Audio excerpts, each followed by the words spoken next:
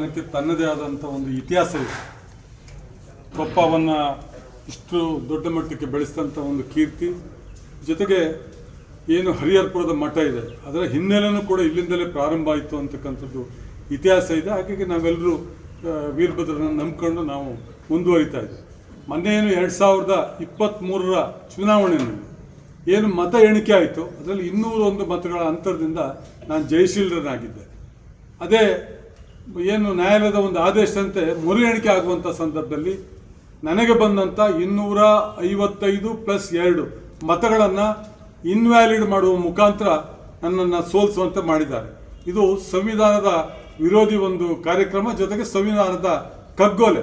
ಭಾರತ ದೇಶಕ್ಕೆ ನನ್ನದೇ ಆದಂಥ ಒಂದು ಇತಿಹಾಸ, ಧಾರ್ಮಿಕ ಹಿನ್ನೆಲೆಯ ಭದ್ರ ಬುನಾದಿಯಲ್ಲಿ ಬೆಳೀತಾ ಇರ್ತಕ್ಕಂಥದ್ದು ಭಾರತ ದೇಶ. ಹಾಗಾಗಿ ನಮಗೆ ಧಾರ್ಮಿಕವಾಗಿಯೂ ನಂಬಿಕೆ ಇದೆ, ಹಾಗೆಯೇ ಇವತ್ತೇನು ಎಲೆಕ್ಷನ್ ಕಮಿಷನ್ ಅದ್ರ ಮೇಲೂ ಕೂಡ ನಂಬಿಕೆ ಇದೆ ಮತ್ತು ನ್ಯಾಯಾಲಯದ ಮೇಲೂ ನಂಬಿಕೆ ಇದೆ. ಹಾಗಾಗಿ ನಮಗೆ ಎಲ್ಲಾದರೂ ಒಂದು ಕಡೆ ನಮಗೆ ನ್ಯಾಯ ಸಿಗಬೇಕು.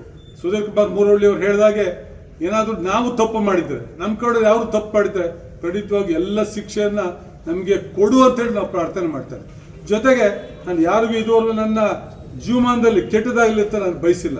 ಬಟ್ ಇಂಥ ಕೃತ್ಯ ಇದು ಪ್ರಜಾಪ್ರಭುತ್ವ ಕಗ್ಗೊಲೆ ಎಲ್ಲೂ ಇಡೀ ಭಾರತ ದೇಶದಲ್ಲ, ಇಡೀ ಪ್ರಪಂಚದಲ್ಲಿ ಎಲ್ಲೂ ಆಗಿಲ್ಲ. ಇದೊಂದು ಇತಿಹಾಸ. ಇದು ಇಂಥ ಒಂದು ಕೀಳು ಮಟ್ಟದ ಒಂದು ಕೃತ್ಯವನ್ನು ಮಾಡಲಿಕ್ಕೆ ಯಾರಿಂದಲೂ ಸಾಧ್ಯ ಇಲ್ಲ. ಇಂಥ ಒಂದು ಕೃತ್ಯವನ್ನು ಮಾಡಿ ಇವತ್ತು ಈ ಪರಿಸ್ಥಿತಿಗೆ ಬಂದಿರೋದ್ರಿಂದ ನಾನು ಇವತ್ತು ಕೇಳ್ತೇನೆ, ಯಾರು ತಪ್ಪು ಮಾಡ್ತಾರೋ ಅವ್ರಿಗೆ ದಂಡನೆ ಆಗಲೇಬೇಕು.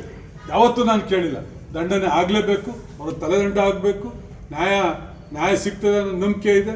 ಆ ರೀತಿ ತಪ್ಪು ಮಾಡಿದಂಥವ್ರು ಇನ್ನು ಮುಂದೆ ಯಾವತ್ತೂ ಚುನಾವಣೆಗೆ ಅಥವಾ ಜನರ ಒಂದು ಮತ ಕೇಳಲಿಕ್ಕೆ ಹೋಗದಲ್ಲೇ ಇರೋವಂತೆ ಆಗಬೇಕು ಅಂತಕ್ಕಂಥ ಒಂದು ಕಳಕಳಿ ಮನವಿ.